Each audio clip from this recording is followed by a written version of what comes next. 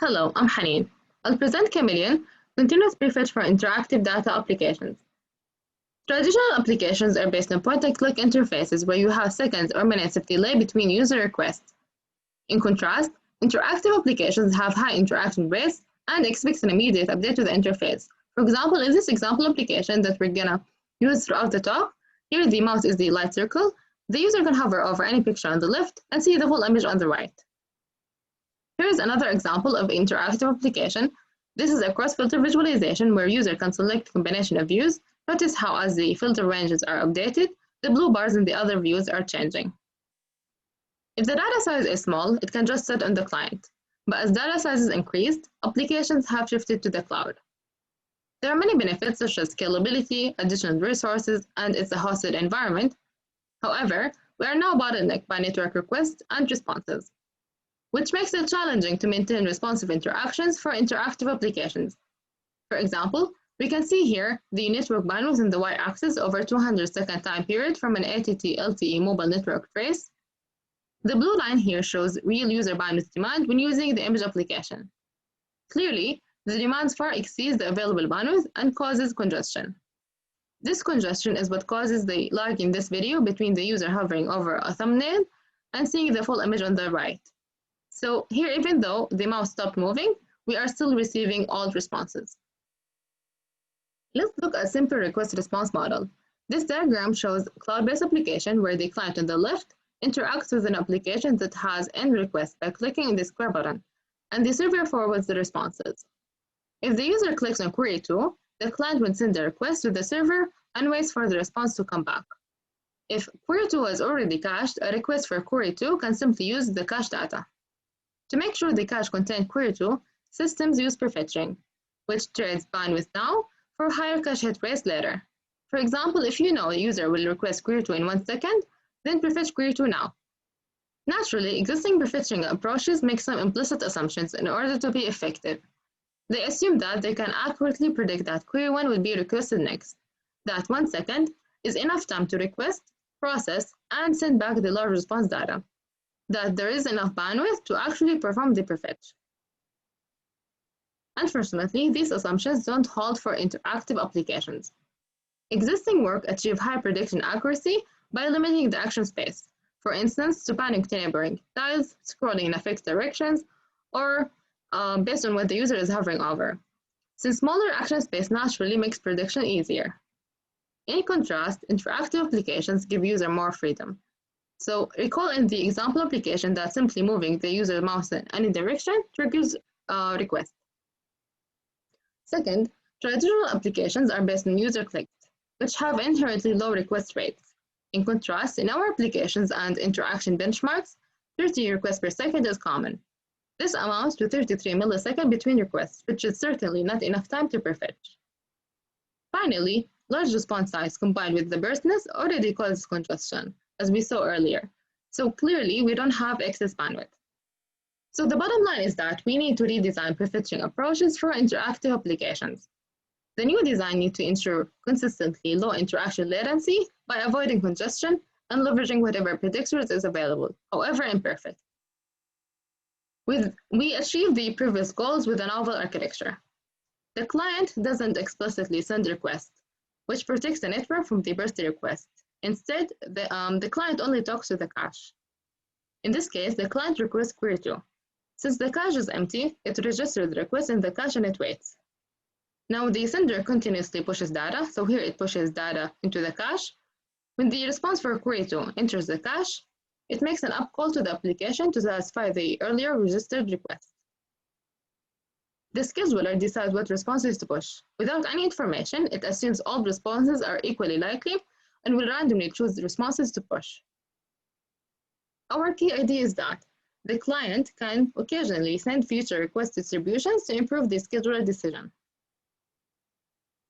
The benefit of this push-based model are best when you can push lots of responses. However, the network bandwidth is limited. For example, LTE networks have an average less than 5 megabytes per second as compared to 2 megabyte image responses. So our insight is to reduce response size as a way of effectively increasing the number of responses we can push. To do so, we leverage progressive encoding. Progressive encoding encodes responses into chunks, such that any prefix shows an approximate result, and this can be pre-computed or can be done online. As you can see in this image, 20 kilobytes shows pretty good image, and adding more data increases the quality. This makes sense for interactive applications because during bursts, we want to respond immediately, but the quality can be lower since the user will quickly move on. But if the user pauses on a request, sending more blocks will improve the quality. Progressive encoding such as wavelets, sampling, and progressive querying have been developed for data and visualizations, and Khameleon is agnostic to the specific choice. So smaller responses give more space to prefetch more data.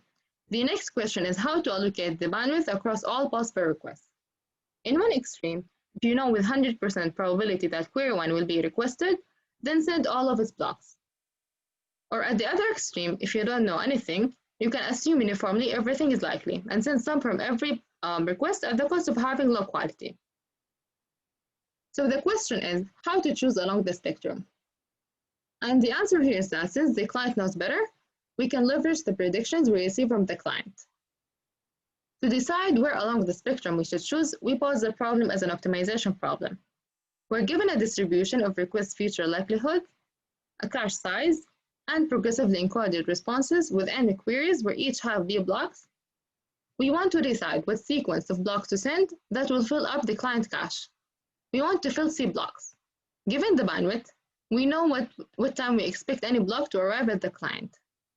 We use K to denote that time for the kth block. So now that we've defined the input and output, the next question is, what do we want? Well, we want to maximize user happiness. This corresponds to the number of blocks in the cache available at the moment of the user request. Since we don't know what the user will do in the future, we estimate this as the expectation. We estimate the expectations using the client predictions over future requests. In this case, P of query I given K is the likelihood that the 8th query will be requested at time K in the future.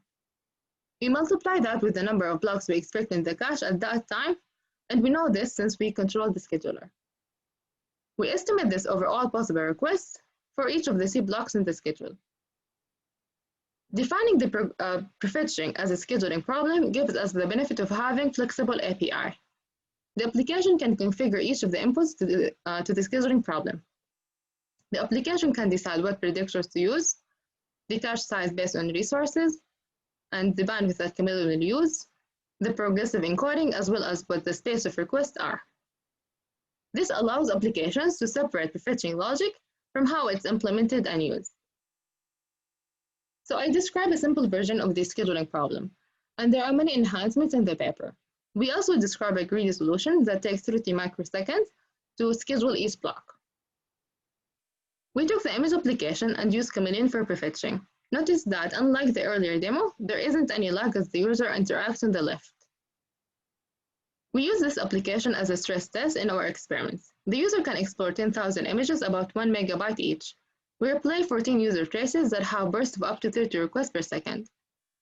We compare our system to 2 others, one without prefetching and one that prefetches up to 5 future requests with perfect accuracy, which is a strong baseline. We replayed the user traces on the LTE mobile network. We can see here how Khameleon responds in 150 milliseconds as opposed to 50 seconds for the perfect prefetcher. As desired, Khameleon gives up quality for responsiveness. It still looks good compared to the full image. But does quality improve over time? The blue line shows that Khameleon reaches full quality within 1 second versus 50 seconds for the baselines. We also ported the cross-filter prefetching system called Falcon in under 100 lines of code. That let us easily change it to using a generic Kalman filter predictor and reduce the latency by 10 times. So we have presented Khameleon, a continuous push-based prefetching framework. We think the combination of progressive encoding and resource-aware scheduling is a good idea, and found that it reduces response latencies by up to 3 orders of magnitude compared to even perfect prefetching systems. With that, I'll conclude, and I'm happy to take any questions.